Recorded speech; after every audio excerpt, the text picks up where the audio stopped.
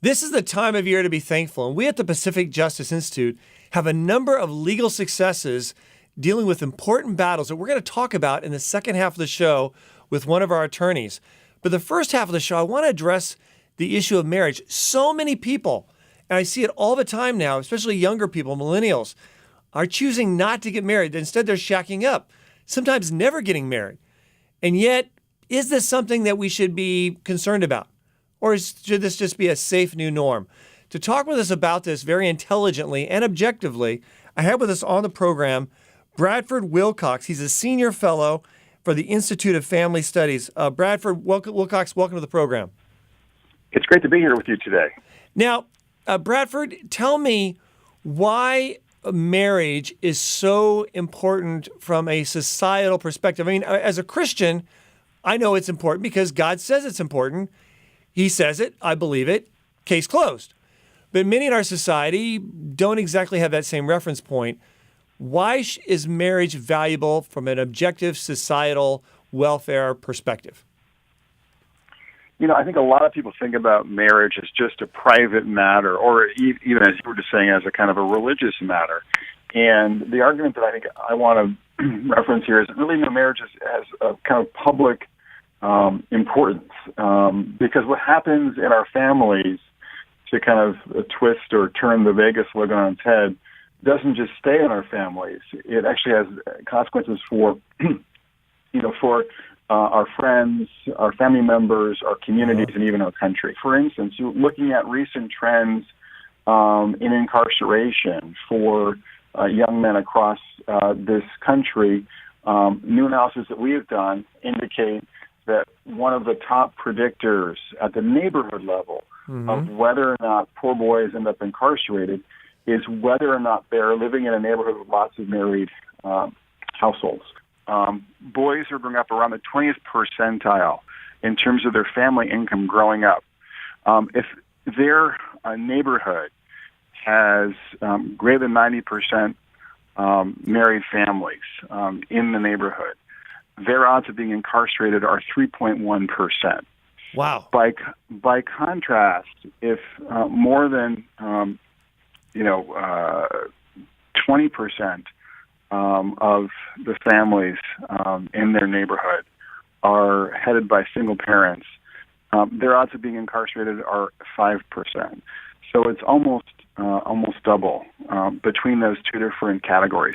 Wow. And the point I'm making here simply, and when you put this into a multivariate model, what you find is that the share of single-parent families in a neighborhood is more predictive of adult incarceration for our young men today than is race, than is education, than is poverty, measured at the neighborhood level. Wow. So again, what I'm saying here is that kind of the characteristics of your neighborhood as they relate to the family structure of your neighborhood are, among other things, highly predictive of incarceration rates for young men. They're also very predictive of whether or not you experience the American dream, whether you go from rags to riches mobility. In this very same data, we find that both boys and girls who are being raised in poor families are much more likely to reach the middle class or upper class when their neighborhood has more two-parent families compared to single-parent families. There is a kind of positive externality that comes from, both we and our neighbors, forging strong and stable families.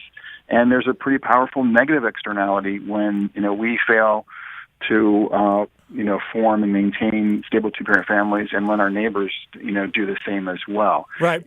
So we hear in the news, we see politicians saying all the time, we need, better schools in the urban areas for more equality. We hear, racial inequality in terms of opportunity, in terms of, the urban areas and bad education or bad schools or discrimination. We hear cited, income disparities. What you're telling me is that children coming from a married versus non-married home, that is a bigger factor, and yet we don't hear that in terms of the media, in terms of politicians, in terms of the news.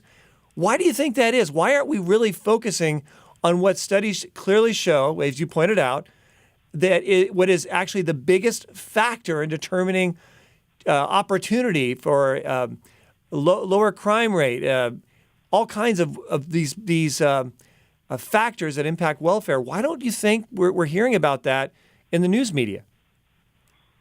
Well, I think the issue here is that, most of us have, some kind of, either in our parents, generation, among our friends, or for ourselves, as adults, have some kind of complicated family history to some extent. And people see, these issues as very sensitive issues. And I understand all that. But I think we also have to just face the fact that, on average, our kids in our communities are more likely to flourish when we are more successful at, forging strong and stable marriages. Again, recognizing that not everyone can do that and won't do that. But if we can kind of hold it up as an ideal and do more to support that ideal, our kids benefit and our communities benefit from that kind of family stability. Now, I understand as far as causation that the welfare system where the government comes in and said, okay, if you're married, you're not going to qualify for welfare for you and your kids or for benefits. So the government actually gave a financial incentive, basically a subsidy, if you will, for people not to get married. I know that's one factor. Are there any other factors that you see playing into the weakening of the institution of marriage? And what can be done? What can we do as people to help further support the institution of marriage in our society? Yeah, well, I look at this as kind of like the 1960s and 70s kind of generating a perfect storm that undercut stable marriage, particularly for working class and poor Americans. And so one part of that story, as you've just mentioned, is the way in which the welfare state tended to incentivize single parenthood or penalize marriage. And today, actually, that marriage penalty obtains more for working class couples because we've raised the thresholds for things like Medicaid, for instance. So that's one part of the puzzle, if you will, one part of this perfect storm. A second thing that obviously happened is just a lot of different cultural shifts, from the sexual revolution to the rise of what was kind of called the therapeutic revolution, kind of a focus more on, putting me first rather than we or my family first. So that kind of cultural shift in the 60s and 70s is also, I think, really important to think about. Okay, wait a second. So on that point, it's sort of like the attitude that, forget what's best for my children. I'm not happy, and it's all about me, so therefore I'm going to go and get divorced. That kind of attitude, I know Dr. Laura Schlesinger really would hit on that on her show. Stop being selfish. If you're going to get divorced, wait at least until your kids are grown up and work things out. Because the studies show that children usually are better off that way. But there's another reason that you're citing for this. And I also would say, I have two more things I would mention. One is the economy has changed since the 70s in ways that make it much harder for men who don't have college degrees to bring home a decent income. So their wages have stagnated since the 1970s. And, it's still the case, even in 2018, that women appreciate men with good incomes when it comes to both getting married and it comes to staying married. And those good incomes are in shorter supply for men who don't have college degrees. That's the third thing I would touch on quickly. And the fourth and final thing is just to sort of make the point that we have seen a pretty dramatic decline in the health of civil society. I'm thinking particularly here of religious institutions and other community groups. And, these civic institutions have long supported marriage in particular and sort of happy families more generally. As people are kind of, getting support, getting help, getting advice and counsel from, friends in religious congregations, from being involved in any number of local organizations that kind of give them a sense of community. So all four of those things kind of really have hit marriage in particular and the family more generally pretty hard since the 1960s. Wow. Yeah. So there's a lot of factors that change in our society. You have two working parents. There's more of a strain on marriage. You have people not deciding not to going to church, not having faith as a part of their relationship. I think you did a great job summarizing this. I really appreciate the work that you're doing and the Institute for Family Studies. You guys are doing great work, and if people want more information, they should go to family-studies.org, family-studies.org, to get more of this valuable information, to give greater insight, so we can work together in helping to restore marriage and at the same time restoring America. Thank you so much once again, Bradford, for being on the show, and keep up the great work. It's my pleasure to be with you today.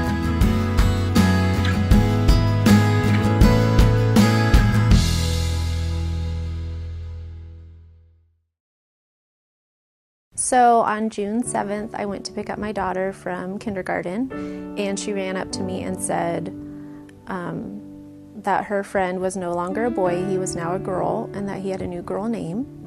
Went home, asked my daughter about it. I looked up the book on YouTube.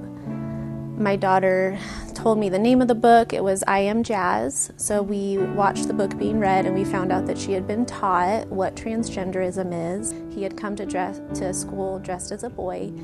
The teacher had read the book, and afterwards he went into the bathroom, which was in the classroom. He went into the bathroom, changed into a dress, and came out. He was then announced as his new girl name, and the class was told that he was now a girl. For my daughter, having that book read and then seeing her little friend that she had known since preschool go into a bathroom, change clothes, and come out, in her 5-year-old brain, she thought, oh my goodness, all I have to do to change into a boy is to change my clothes. My daughter was taking a bath, and she got up out of the water, and her hair was slicked back, and she saw a reflection of herself. And she started crying and shaking, and she was like, Mommy, I turned into a boy. I don't want to be a boy. And she was scared. She was really concerned about what she was wearing or how she looked. There were other kids in the class that were afraid that their blood could turn into boy blood. Another little boy went home, and his mom had to have the entire sex talk with him about body parts. It was very confusing. And again, the parents had no idea what had been taught in class. So they were all exposed to this highly controversial sexual topic without having any, without even thinking about their own sexuality yet. There were members of the LGBT community that were actually transgender that came up to us and said, I'm so sorry. I'm so sorry that happened. And I stand with you, and I'm for parental rights. And that wasn't right what happened, and I'm so sorry that got taught to them. And that to me was just so amazing, because the point of it was I was protecting my daughter and the other kids in that class, because they all have the right to be protected, all of them. And so it was actually really beautiful. I loved working with the Pacific Justice Institute because I felt like they had my same heart. It wasn't about fear or judgment or anything. It was like, hey, let's support you and help you through this, and let's fight for the rights for everybody. It was never about hate or anything, which made it super easy. I would totally recommend Pacific Justice Institute if you have something that happened at your school, if you have legal questions. Don't be afraid to stand up for what's right and to protect your kids. When we heard about this situation at Rockland Academy, we got involved right away. We gave counsel to the parents on what the law did or didn't say, and we drafted a model policy for the charter school to adopt. Now, unfortunately, the school refused to apologize to the parents for the lack of communication, and they also refused to give a strong assurance to the parents that they would receive prior notice or that they would have the opportunity to opt their children out of similar circumstances in the future. If you ever have trouble with your school teaching your child something that you feel is not appropriate for your child, don't hesitate to give us a call or go to our website, pji.org. We're here to help.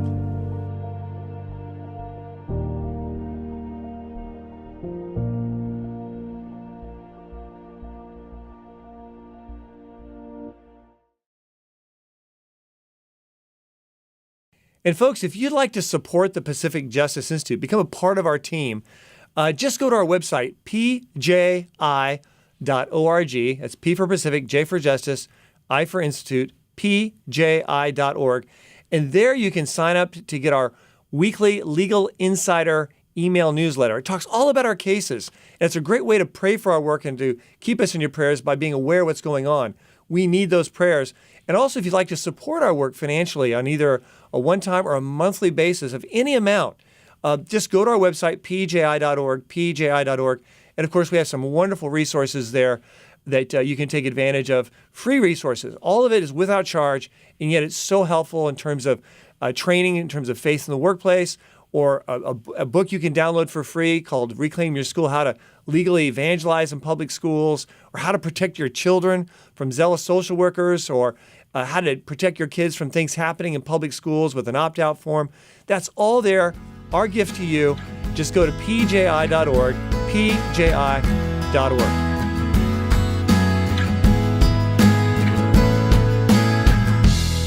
Now, we have with us here in the studio one of our star attorneys on staff, heads up our Orange County, Southern California office, Michael Peffer.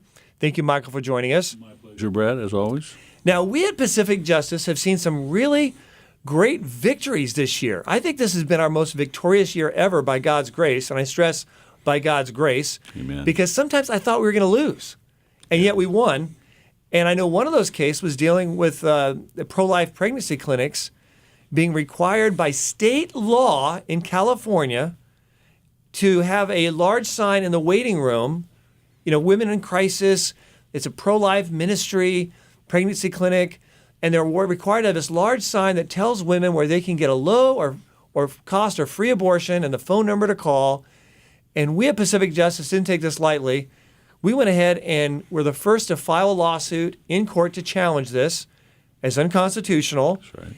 And we didn't prevail at the district court level. We appealed it to the circuit, didn't prevail at the circuit court level, the Ninth Circuit, of course. But then it went to the Supreme Court and something else happened. Tell me more. Yeah, and this is an incredible thing because sometimes, Brad, I don't know if you feel this way, but sometimes we read, you and I and our team, we read all the cases from all over the country, and you find yourself with putting a palm to your head and going, what is going on? But here, this case, a case with the pro-life clinics went all the way to the Supreme Court, and the Supreme Court said to the state of California, you can't do this. You can't force people to talk about your principles and only your principles. People have a right to choose their message, so to speak. Yeah, and especially we're talking about nonprofit ministries. That's right. These pro-life clinics don't receive any money from the government, state government, local, federal, totally independent, nonprofit ministry helping women in crisis, and they're being told, yes, you have freedom, but you also have to say this as well, even though this violates your freedom. I think it's a very important case.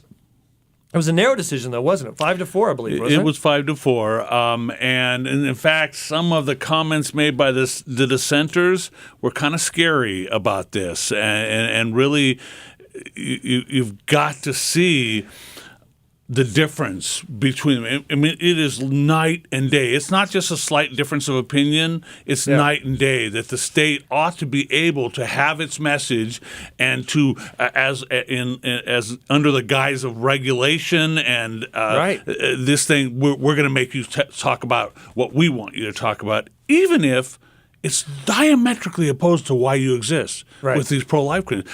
They exist to see abortion fail, stop, discontinued. And yet they have to advertise in something in favor of because the state mandates it. And the Supreme Court was also really clear that professional speech, so we're talking about lawyers, doctors, psychiatrists, beauticians, real estate agents. That's right. In the past, they've sort of been under this oppressive cloak, if you will, of being subject to what the state wants them to say. Right. And now the Supreme Court says, these people who are professionals, have professional speech, they have just as much First Amendment free speech protection as everyone else. This is a groundbreaker, and we at Pacific Justice I know are going to be working. Folks, if you're out there and you find you have a profession and you have, whether a medical profession, psychiatric profession, whatever it is, and there's a mandate against you and what you're saying and how you practice your faith or what you communicate, and you feel oppressed, contact us at Pacific Justice. This is a great precedent. We want to move ahead anywhere in the United States where we see this kind of oppression taking place. Now, there's another big success I want to talk about, and that's dealing with street preachers. We at Pacific Justice have defended ministers proclaiming the gospel, and for that they're being criminally prosecuted in Rwanda. No, not Rwanda. Here in the United States. That's right. Tell us about this. Well, and we have seen this multiply because at first maybe the odd case where they were criminally prosecuted, every once in a while you hear about that. Usually they're just being harassed by police and telling them you can't be here, you can't be there. Or ignorance. Maybe police are just ignorant and say, well, I don't think you can preach here on this sidewalk. Right. But now it's beyond that. We've had a number of cases. I think we've had 10 cases in not just one state, but at least half a dozen states across the country. That's right. This is becoming a true problem. And usually they're places that are from time immemorial, they're places of free speech, like a public sidewalk. The United States Supreme Court has over and over again said that these are free speech areas. And that's what happened to this gentleman in Texas. And it's very discouraging when you see that, but PGI can step in, and we have stepped in, and like you said, multiple jurisdictions, including there in Texas, where we stepped in for this person and were able to get the court to back off. Right. Yeah. And in fact, that was my case. Yeah. Usually, they're not my cases. Usually, our other attorneys on staff are heading up, or affiliated attorneys are heading up cases, but this is one that I took to heart. I flew out there, folks, to defend this minister, proclaiming the gospel, and we had to take this all the way to trial. That's right. So there we are. Our attorneys, they all prepped me well for criminal defense. I'm there in the courtroom, ready to defend this minister for being criminally prosecuted up to a year behind bars for preaching the good news of Jesus Christ. And there we are. And then, as usual, the prosecution decides to drop the charges the last minute, just has the case dismissed.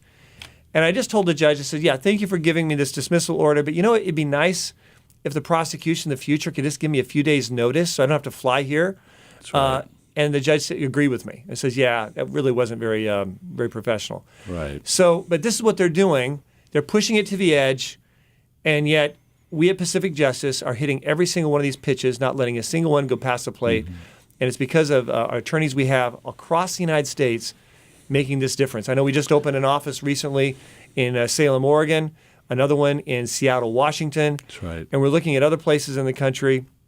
And by the way, if you're out there listening to this broadcast and you'd like us to open an office in your city, maybe Philadelphia, maybe Houston or Denver or wherever, contact us. And we'll talk about how we can make that happen.